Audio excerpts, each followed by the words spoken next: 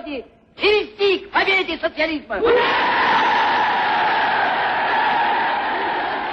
O tema é a filosofia de Lenin.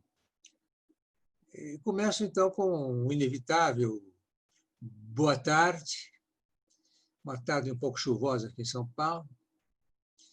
Os agradecimentos tanto a Larissa como a Eric, e também uma menção à generosa referência do Ricardo Gebrim, que, na verdade, me parece um dos importantes organizadores desse curso, as palavras generosas que ele fez a propósito de um artigo meu sobre o Lenin, que teria ajudado a bolar, a formular esse curso.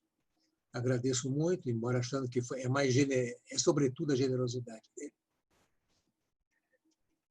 E, desde logo, também ater-me ao fundamental e esclarecer o seguinte. Quando falamos em filosofia de Lenin, há dois textos fundamentais, os mais conhecidos, de resto.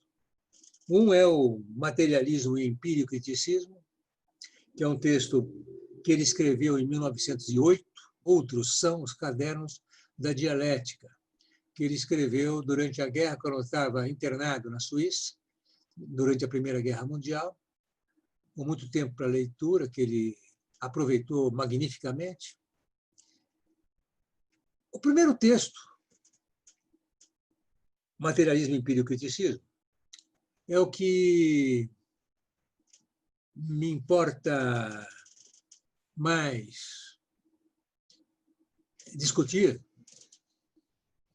por uma razão muito simples, que é considerado, a justo título, no meu entendimento, no meu e de muitos outros, como o texto filosófico maior, mais importante de Lenin.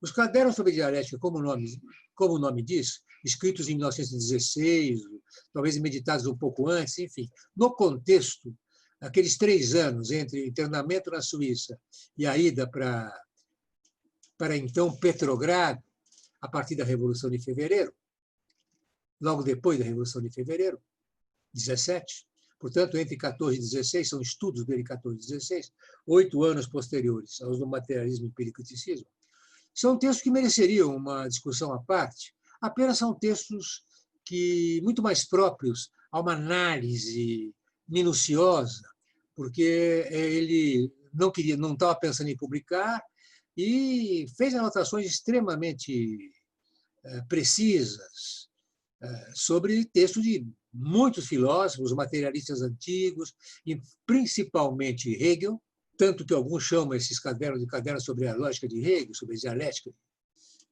Mas temos que cingir o objetivo no espaço de uma aula, e isso fica para uma outra ocasião, ou pelo menos fica aqui, se essa outra ocasião não ocorrer num prazo curto, fica aqui a sugestão para que leiam, porque é um texto extremamente importante, que dá muito o que pensar, mas é um texto muito analítico e exige um interesse e um certo conhecimento da história da filosofia.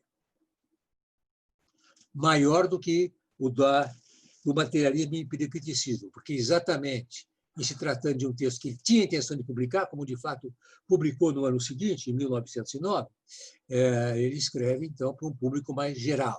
Não são apenas anotações que ele fez para seu uso, digamos, ou para discutir.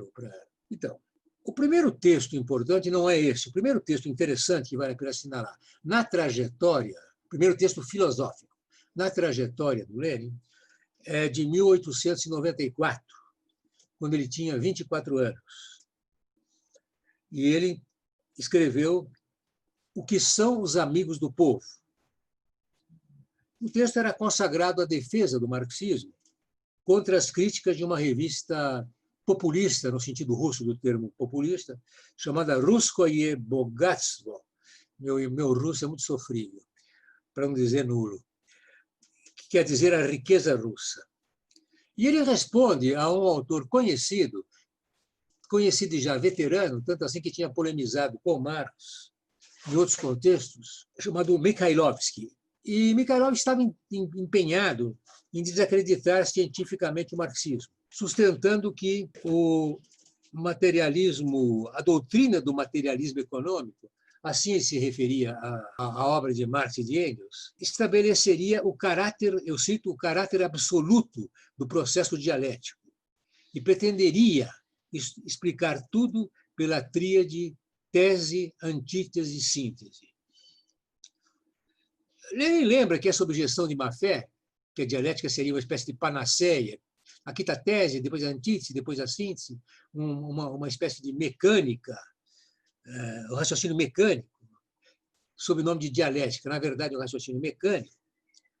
Ele diz que essa objeção, ele mostra que esse Mikhailov simplificou e deformou o método de Marx e de Engels e declarou, em conclusão, que o método dialético, eu cito, é o método científico em sociologia, que considera a sociedade como um todo vivo, em perpétuo desenvolvimento.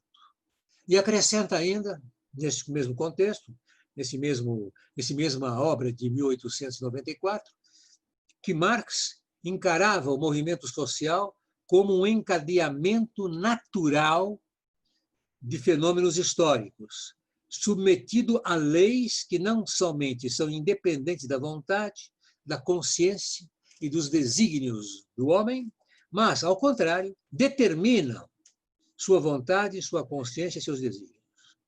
Esse encadeamento, portanto, ele não depende de uma escolha do homem, ele determina o homem, que apenas pode reagir sobre elas. Reagir, antes de mais nada, cognitivamente. Vamos para a obra mais importante, e rapidamente o contexto em que ela foi escrita. Em 1908, 3 anos após uma grande revolução camponesa, democrática, anti-czarista, anti-absolutista que tinha ocorrido na Rússia. Ela foi muito importante durante algum momento, durante um certo período, semanas, operários e camponeses, inclusive camponeses, ocuparam o centro de principalmente de Leningrado, da futura Leningrado, que naquele momento era São Petersburgo. Era, ao lado de Moscou, a grande metrópole russa. E ali constituíram-se conselhos, sovietes em russo, de operários, camponeses, intelectuais, estudantes. E essa experiência mobilizou profundamente também o campesinato. Inclusive Lenin, que tinha uma visão e que defendia contra aquelas velhas ideologias revolucionárias dos chamados populistas, justamente, que ao longo das últimas décadas do século XIX tinham investido toda a sua expectativa de regeneração da Rússia no campesinato, que era a imensa maioria da população. Lenin tinha insistido em obras anteriores, principalmente no desenvolvimento do capitalismo da Rússia. Já foi objeto aqui de uma aula muito bem exposta, muito bem preparada, muito instrutiva, da professora Lígia Osório, da UNITEP, nessa série nossa aqui, nesse curso. Não vou insistir, mas apenas no desenvolvimento do capitalismo na Rússia, ele tinha defendido a inelutabilidade do avanço das relações capitalistas de produção. E, nesse sentido, que a classe em formação, ou a classe em desenvolvimento, que era capaz de regenerar a Rússia, era a classe operária, e não o campesinato. Isso ele tinha escrito nos últimos anos do século XIX. Mas sempre atento à lógica objetiva dos fatos, ele, em alguma medida, modificou a sua posição, reviu a sua posição de ceticismo em relação ao movimento camponês perante os fatos e perante a extraordinária mobilização camponesa. Ocorre que, após um fluxo, um avanço revolucionário, a questão do poder não foi resolvida. O Estado czarista, autocrático russo, tinha forças, reservas e apoio suficiente para esmagar a revolução. Mas ficou essa grande experiência. E ficaram, sobretudo, anos de repressão, porque, evidentemente, ao esmagar uma revolução, a contra-revolução vem com tudo, na Rússia e a Yulis. como bem sabemos. E foi, então, num período que os intelectuais revolucionários, ou progressistas, ou democratas apenas, tinham tido um movimento depressivo, digamos assim, eles intelectualmente depressivos. Um certo ceticismo, uma voga de movimentos espiritualistas, místicos, que costumam constituir um refúgio espiritual em momentos em que a expectativa de mudar a sociedade baixa muito, ou cai bruscamente, como numa situação pós-revolucionária, em que uma revolução que foi esmagada. Esse era um primeiro dado, isto é, um certo desânimo e uma certa tendência especulativa e idealista nos pensadores progressistas russos. Esse foi o primeiro fator que moveu Lenin a escrever o famoso materialismo e empírico-criticismo, repito, sua obra filosófica maior. Mas houve também um segundo fator, independente desse primeiro, um fator totalmente independente, a saber, os progressos da ciência física nas últimas décadas do século XIX haviam levado a descobertas sucessivas, notáveis. Uma delas, uma das mais importantes, era a descoberta do elétron, portanto, o estudo das partículas, o início, né, porque depois o século XX deu saltos colossais, até a bomba atômica, até a desintegração nuclear. Mas a descoberta dos elétrons no interior da matéria, isto é, um avanço no estudo do interior da matéria. E esse avanço havia levado muitos desses pensadores, ou físicos, ou filósofos da ciência, ou filósofos simplesmente, a dizer, não, o elétron, isto é, a energia, é que é o verdadeiro, a matéria é algo evanescente, porque a energia que é a base da natureza. Uma tese unilateral, que depois foi mostrada, foi totalmente ultrapassada mais tarde, até por Einstein, cuja teoria, como sabemos, relaciona a massa, relaciona numa célebre equação a massa e a energia, e diz que uma é função da outra. Para resumir bastante, num tempo curto, a massa é um coágulo de energia, mas é massa. E a energia é a movimentação dinâmica da massa. Tanto assim que a fórmula pela qual a posição materialista em filosofia uma das fórmulas que a expressam é o ser, a realidade objetiva é matéria em movimento. Na ideia de movimento está incluída a ideia de energia. Então, a sua maneira, mais tarde, essa tese é perfeitamente compatível, embora enunciada antes, com as descobertas de Einstein, a teoria da relatividade. Repito, relacionando numa equação, portanto, expressando a relação objetiva entre massa e energia. A energia não é a negação da matéria. A energia é a matéria em intenso movimento, assim como a matéria é uma energia coagulada. Com perdão da simplificação, espero não ter agredido nenhum físico mais competente do que eu, mas esse era o clima. Isto é, de um lado, descobertas científicas que haviam levado os cientistas a filosofar no sentido idealista, querendo negar a matéria, dizendo que o fundamento não é a matéria, mas é a energia. Por exemplo, havia outros argumentos também, mas esse me parece o principal. Então, claro que Lenin, nesse objetivo, ele tinha dois objetivos. Ele era um homem de partido, um homem da revolução. Então, o que o preocupava era, no ambiente intelectual russo, essas tendências meio derrotistas, esse idealismo que vinha dar uma cobertura, digamos, científica, ou pretensamente científica, a um clima de desânimo que sucedeu ao refluxo de 1906 e 1907, refluxo, aliás, com um ambiente de terrível repressão, que foi tremenda a repressão em cima dos camponeses. Também dos intelectuais socialistas, mas principalmente em cima dos camponeses. Esse era o quadro. Então, materialismo e empiricriticismo pretende enfrentar esses dois problemas distintos. Um de ordem teórica, que era o modo como os progressos da física acabaram dando argumentos polêmicos aos que queriam negar que matéria é a realidade fundamental, e, dois, do outro lado, o impacto de uma situação de forte reação, um ambiente fortemente reacionário daqueles anos, os anos que seguiram a Revolução de 1905. Ele, então, com clareza, defendeu o que devemos chamar, tomando cuidado com a terminologia, não vai ter aqui nenhuma palavra por acaso, nem distraída, ele defendeu a posição materialista em filosofia, sustentando, como eu já referi, que o ser, o que é, a totalidade do existente, é matéria em movimento, já que a matéria sem movimento é tão inconcebível quanto o movimento sem matéria. Notem que a palavra movimento está aí, que recobre a noção física de energia, noção que foi desenvolvida muito posteriormente a eles. 2. São duas teses, né? O ser é matéria em movimento. 2. O conhecimento é o reflexo do mundo exterior no cérebro humano. Importante notar que essa posição não é a conclusão de algum raciocínio demonstrativo, como aqueles que estudaram um pouco aquela lógica elementar, né?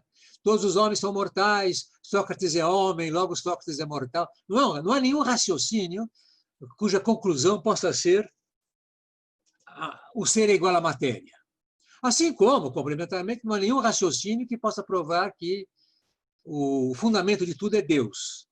Ou, o contrário, não há nenhum raciocínio que possa provar, do ponto de vista lógico, dedutivo, objetivo, que Deus não existe.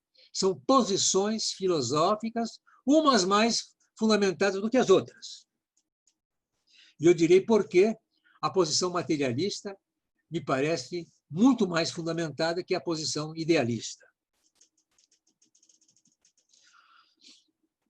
Porque há muitos objetam, os antimarxistas ou mesmo os antimaterialistas, que afirmar que o ser é matéria é uma tese que não tem nenhum valor maior do que a tese de dizer que o ser é espírito. Eu logo avanço, resumindo muito o argumento do Lenin, a diferença está em que dizer que o ser é espírito resulta ou de uma profecia, isto é, ou de um discurso teológico, mítico, uma revelação do sobrenatural, que, como qualquer outra revelação do sobrenatural, é sempre feita por meios naturais, quer dizer, um profeta que tinha boca, olhos, que falava, e se ele falava, ele usava o corpo, que a gente fala usando a laringe, a faringe, o palato, o céu da boca, etc. Isto é perfeitamente corpórea a fala, ainda que o seu invólucro seja uma ideia, mas as ideias não andam soltas por aí, salvo em gente que tem intuição mística e outros esoterismos nos quais eu não vou entrar e dos quais eu costumo passar longe. Então, a superioridade da posição materialista, repito, a posição, e insisto, posição, porque isso não é o resultado de uma demonstração científica, não é? É uma posição filosófica. A diferença entre a posição filosófica materialista e a posição filosófica idealista é que a idealista é resultado de um mito, de um conto, de alguma coisa que não é demonstrada, é objeto de fé. E a gente sabe onde pode levar a fé, né? Sobretudo no Brasil de hoje, estamos vendo, em nome da fé, o que se faz. Mas é resultado, e tampouco é resultado de uma intuição inefável, uma intuição puramente intelectual e mística, não é. Ela diz que, o que ela diz, a posição materialista, é o fundamento de tudo o que é, o universo, os corpos que o compõem, a energia que o atravessa, que o percorre, são imanentes à realidade objetiva. Eu chamo de realidade objetiva o substrato que está nessa realidade, o que está no mundo. Não vou buscar fora do mundo essa diferença. Eu não vou inventar fora do mundo um princípio. Eu vou buscar no próprio mundo o fundamento daquilo que está no mundo. Fundamento que pode não ser visível a olho nu. Certamente os átomos e os elétrons não são visíveis a olho nu, mas estão no mundo. E são suscetíveis de serem observados desde que a humanidade, os cientistas, elaborem os instrumentos de observação capazes de chegar, de detectá-los. Mas assim entendida a matéria, a palavra matéria, quando eu digo ser é matéria, como fundamento objetivo, ela é um conceito filosófico. Não é um dado científico. Ela tem relação com a ciência, claro, mas nesse nível de formulação geral, como posição filosófica, ela significa somente, e Lenin frisa isso muitas vezes, por exemplo, ele diz, ele é o dado primeiro, a matéria é o dado primeiro, ou a matéria, o mundo é o movimento da realidade objetiva, refletida por nossa consciência, etc. Ou a matéria em movimento, repita essas ideias, porque essa é a posição, pelas razões, eu falei por quê? Pelas razões que eu disse antes, sempre insistindo com objetividade teórica, que não posso provar isso como posso provar todas as propriedades de um corpo geométrico a partir das hipóteses geométricas. Esse tipo de prova, isto é, eu não posso construir hipóteses claras, intuitivas ou evidentes para deduzir isso. Vale a pena insistir nesse ponto, eu não confundi. Agora, já o conceito físico de matéria, que obviamente, repito, tem uma relação com a posição filosófica, mas não se identificam. Por quê?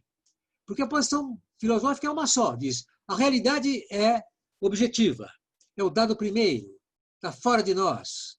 E a prova mais eloquente que a realidade é anterior a nós é que sabemos cientificamente, documentalmente, que o homem é um produto, o homem, sua consciência, seu pensamento, são produtos recentes da história natural da espécie, da história natural da Terra. Os humanos, ou mesmo seus antepassados mais próximos, têm 10 milhões de anos de idade. O planeta Terra, segundo cálculos, tem mais de 3 bilhões de anos. Portanto, sabemos que durante a maior parte da existência do planeta Terra, não havia pensamento. Não havia sensores que captassem as imagens externas. E, sobretudo, e menos ainda, esse sensor muito aperfeiçoado, que é o cérebro dos mamíferos.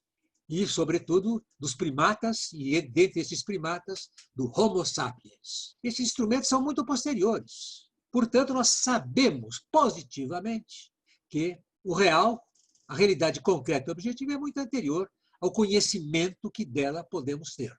Então, voltando ao conceito físico de matéria, ele é constantemente modificado. A primeira noção, as primeiras ideias sobre matéria na filosofia grega clássica, ou mesmo na filosofia grega pré-socrática e depois clássica, eram fluidos, eram elementares. Havia os que sustentavam que havia junções, a matéria era infinitamente divisível. Outras doutrinas foram as primeiras doutrinas atomistas, de que tudo que existe é composto de corpos simples, impenetráveis, etc. E essas doutrinas, elas concorreram, depois foram, digamos, invadidas ou atropeladas, como quiser teoricamente, pelo dogma da criação. Quando o cristianismo se impôs no Ocidente, bom frisar, e o Ocidente hoje já era uma parte minoritária da humanidade, mas é aquela parte onde estamos, nós, brasileiros. Então, isso pesa muito na nossa cultura, na nossa mentalidade. Entre nós, essa ideia de que Deus é o absoluto, a Bíblia conta como ele fez o mundo, portanto, não há um problema maior, tudo já estava pronto. E claro que essa postura é uma postura totalmente anticientífica, antiobjetiva, e é própria aos que justamente vivem de mitos. Mais uma vez, o conceito de física continuou mudando. E com o renascimento científico, por exemplo, precisa citar o nome como Leonardo da Vinci, Galileu, e sobretudo, e ao longo dos séculos seguintes, mas sobretudo no século XIX, demorou um pouco, houve um enorme desenvolvimento da física molecular, da física atômica, Isso é uma descoberta. E também a descoberta, já no final do século, os primeiros sinais, e no comecinho do século XX, da radioatividade, do eletromagnetismo. O eletromagnetismo um pouco antes. A radioatividade é que é bem na virada do século XIX para o XX. E, evidentemente, que a concepção física de matéria mudou. A massa não era a massa, que era a base dos corpos, a massa que é o equivalente do corpo, isso que resiste à nossa sensibilidade, que tem uma consistência material própria, essa massa passou a ser, no nível atômico e até depois subatômico, entendida como um processo mais dinâmico. Havia verdadeiros universos, cada átomo encerra em si mesmo uma espécie de microsistema planetário. Então, a imagem mudou muito, como também o eletromagnetismo evoluiu em relação à velha doutrina, evoluiu, não anulou, mas deu uma explicação mais em profundidade da velha doutrina da gravitação universal de Newton no século XVIII. Então, todas essas mudanças no conceito físico foram elas que encorajaram aí uma tentativa, como eu disse, essa contra a qual Lenin se dirige, de, usando as descobertas físicas, contestar a posição filosófica materialista, que consiste fundamentalmente em dizer a realidade, a natureza, o mundo, são anteriores ao homem, são dados objetivos, estão aí, qualquer que seja o conhecimento que nós venhamos a ter de sua estrutura íntima. E esse, então, é sempre, esse evolui sempre. Esse ponto de partida, ele permite discutir um pouquinho o outro componente filosófico do Lenin, que é a dialética. Eu falei até agora de matéria. O termo dialética aparece menos nas obras explícitas de Lenin. Ele tem alguns textos mais tarde, e sobretudo, no cérebro Cadernos sobre a Dialética, que ele publicou pouco, ou praticamente não publicou. Os cadernos foram publicados post-mortem por seus editores. Mas se ele não tem um estudo filosófico, ou teórico, ou filosófico, sobre a dialética em si mesmo, ele tem, em compensação, um uso prático, ele sempre usou na prática a dialética para pensar os processos sociais, políticos e revolucionários. Eu queria consagrar essa segunda parte da minha exposição a alguns exemplos que me parecem da maior importância. E vinculo essas observações a uma série de críticas, não vou dizer do anticomunismo, que esse rejeita tudo, mas vou dizer uma certa tendência, inclusive dentro do marxismo, de um pouco, para usar, se me permitem uma gíria aí, futebolística, escantear, pôr de lado um pouquinho de penumbra no Lenin. Há várias maneiras de fazer isso. A maneira mais habilidosa, vamos dizer assim, era um artigo que teve impacto aqui, que é um intelectual francês, mas que nasceu no Brasil, muito vinculado ao Brasil, e que expressa, um autor conhecido, que tem uma obra importante, e que expressa muito o que eu chamaria, com todo respeito, mas é o marxismo light, vamos dizer assim, muito em voga no PT, tanto que ele é editado muito pelas editoras do PT, não só, mas muito, que é o Michel Lévy. E o Michel Lévy escreveu, há muito tempo atrás, só que isso foi retraduzido para o Brasil há não muito tempo, e por isso é que me estimula um pouco a fazer essa observação, um artigo em que ele procurava dizer que havia dois Lenins.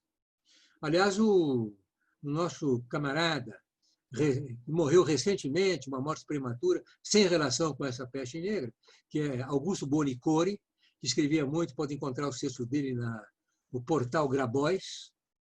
Ele tem um artigo sobre esse tema justamente, sob forma de pergunta. Havia dois Lenin? Ponto de interrogação. Porque justamente a tese do Michel Lévy é de que havia dois Lenins. Havia um Lenin que corresponde a esse estereótipo, que corre muito nos meios mais, digamos, mais... Não estou preocupado em classificar muito, mas mais filosóficos, mais, não sei, humanistas, ou existencialistas, não sei bem. São vários. O importante não é o epíteto, o importante é o que eles pensam, o que eles dizem. Teria havido um Lenin que era formado numa tradição que vinha de Kautsky e da Segunda Internacional, que era uma tradição economicista, determinista, mecanicista e outros istas desse tipo, claro que todos usados em sentido pejorativo, e que o Lenin, a tese do Levi, né? E que o Lenin teria ficado dialético e mostrado isso perante a Revolução, em 17. A tese em si já é estranha. Como é que um indivíduo que estava na plena maturidade, que era o dirigente fundamental do movimento bolchevique, da ala revolucionária, bolchevique, dita bolchevique, do Partido Operário Social-Democrata Russo, assim se chamava antes da Revolução. E ele ia mudar tão bruscamente? Na verdade, portanto, essa oposição... Na verdade, não. No argumento do Levi, haveria, então... Lenin foi prisioneiro do que ele chama a ortodoxia determinista, ou o anel de ferro do dogmatismo, esse marxismo que seria dogmático, que havia leis naturais, esse mesmo que era do Lenin. Do Lenin, dessas passagens que eu citei. Imagino que quem pensa como Levi, ele próprio e os outros, teriam visto nessas citações com as quais que eu comentei na primeira parte da aula, teriam visto a prova eloquente de que o Lenin realmente era determinista, economicista e outros istas, naturalista e outros istas. Logo ele, né, que dirigiu uma revolução, levou adiante. Mas, enfim, era um paradoxo. Justamente para explicar esse paradoxo, o Michel Lévy inventa uma hipótese esdrúxula, que me parece esdrúxula. Por que o Lenin mudou tão bruscamente? Aí ele disse, porque durante a guerra, eu estou resumindo bastante, quem sabe, mas fundamentalmente é isso, eu sustento que é isso. Durante a guerra, internado na Suíça, ele teria lido muito. E entre as leituras está isso que eu já mencionei, leu muito a lógica de Hegel. O resultado da leitura é que ele ficou dialético. Eu não estou simplificando, basicamente é isso, quer dizer, uma explicação puramente intelectual, como se um processo de aprendizado teórico, aprendizado não que o Lenin tinha uma ideia do Hegel, mas enfim, um estudo aprofundado do Hegel tivesse o dom de transformá-lo em dialético, isto é, tivesse o dom de mudar inteiramente um homem feito, já provado na luta, como ele. E isso o teria levado a ter aquela posição muito lúcida em 17, ao ver que posição muito lúcida que se revelou logo que ele voltou nos textos que ele escreveu em abril de 17, onde ele fixou uma orientação dizendo que estava aberta à luta pelo poder e analisando a situação russa como uma situação de dualidade de poder.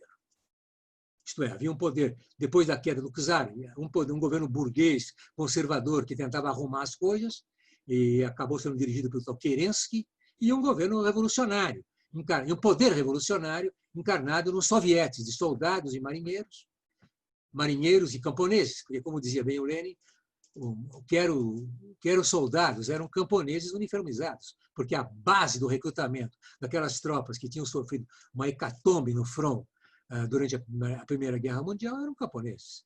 Então, soldados eram camponeses de uniforme. Muito bem. Esse poder, Lenin dizia, é uma dualidade de poder, que é uma situação instável, um vai eliminar o outro. Então, claro que ele orienta a linha revolucionária pela palavra de ordem, todo o poder aos sovietes. E, curiosamente, essa mudança, curiosamente, ou significativamente, é melhor o termo, o Michel Lévy e outros, que são de uma inspiração talvez trotskista, mas não é obrigatório, nem todos os trotskistas dizem isso. Mas, enfim, ele diz, insiste, né, que essa mudança que se concretizou politicamente e teoricamente nessas teses que ele escreveu em abril, são vários textos pequenos sobre as tarefas do revolucionário naquele período de tensão, que essas teses seriam, então, a expressão de uma nova mentalidade do Lenin. Estamos aqui na história das mentalidades, estamos longe do terreno do materialismo histórico. Por isso que é importante, e não por acaso o Lenin, como que tivesse previsto isso tudo, já sabia, insistia tanto na importância da posição materialista, dialética, mas materialista também. Então, a dialética sem materialismo, você prova tudo.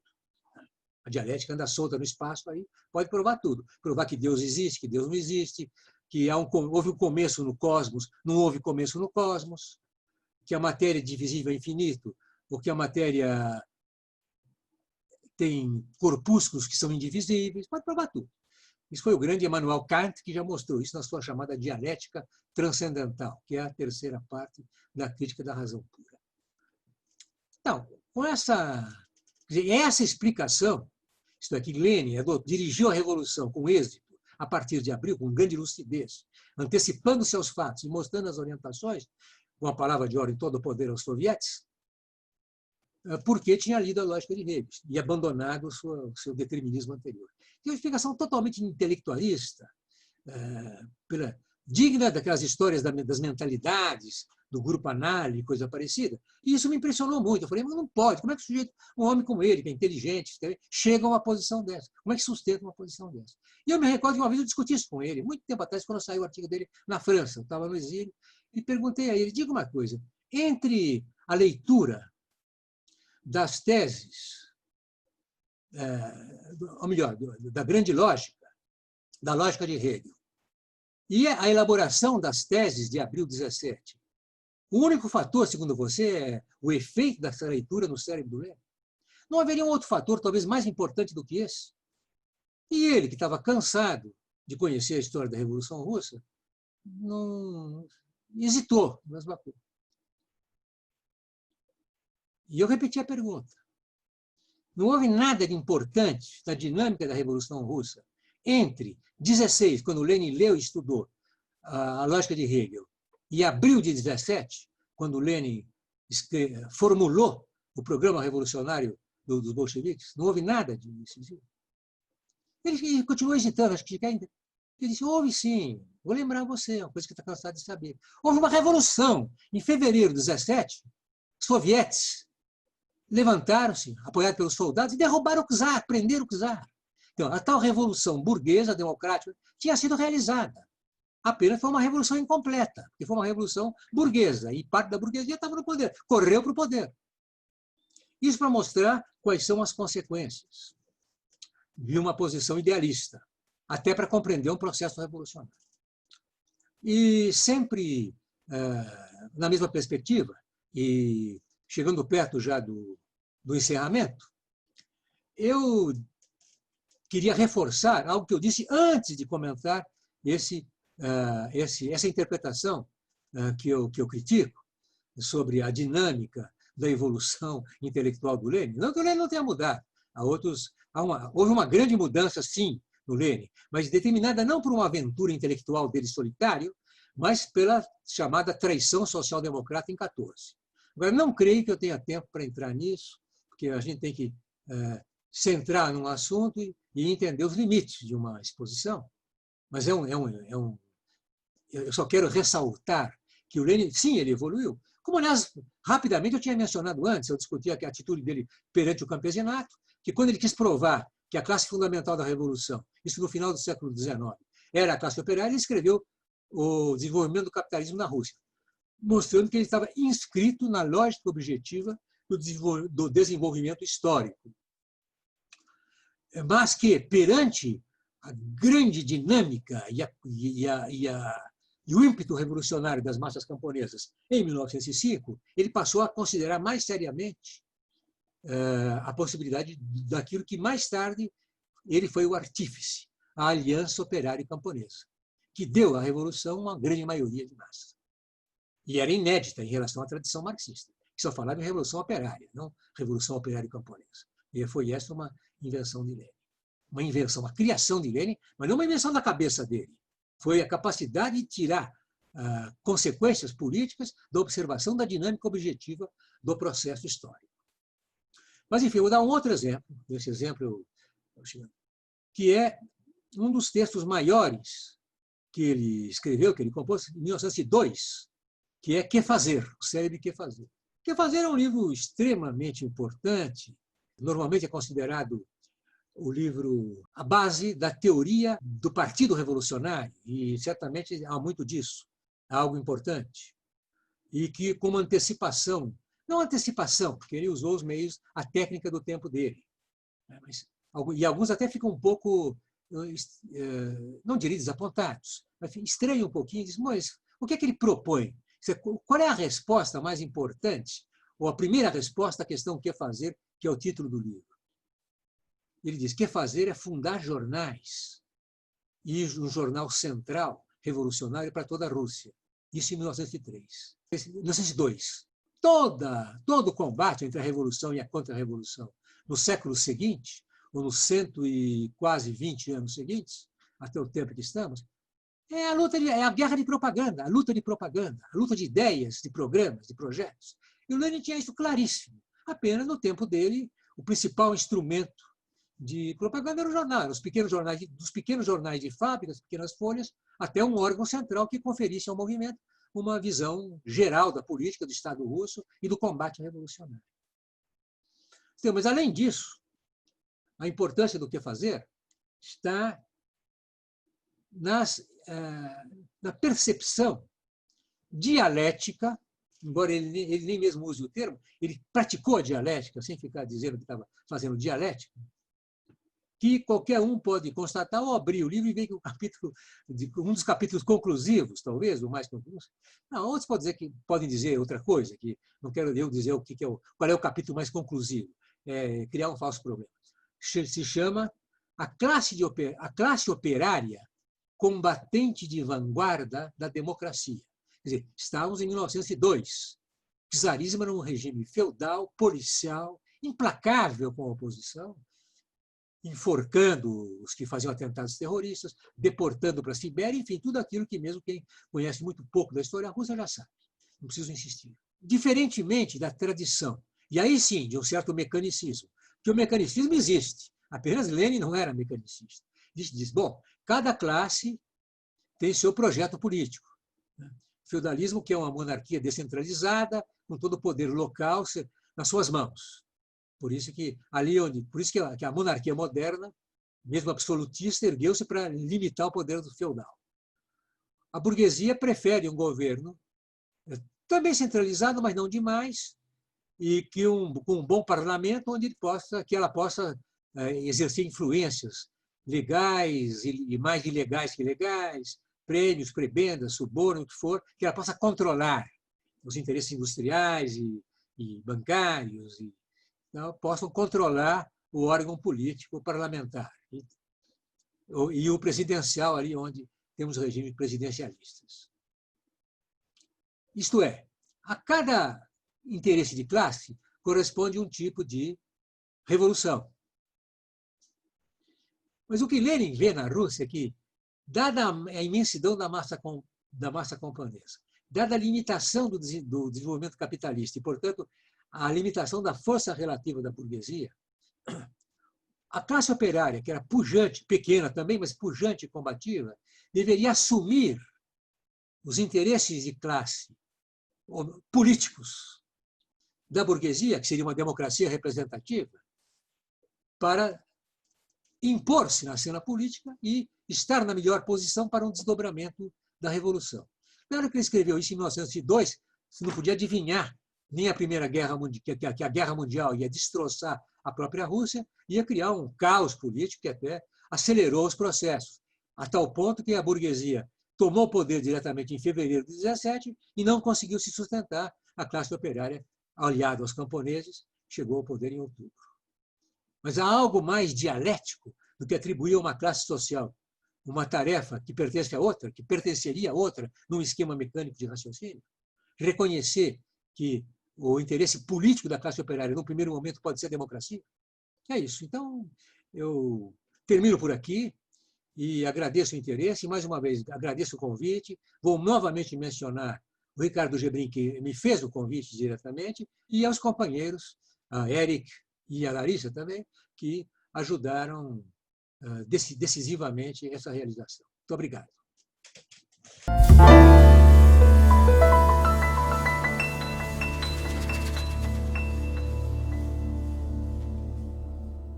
Должна будет в своем конечном итоге привести к победе социализма.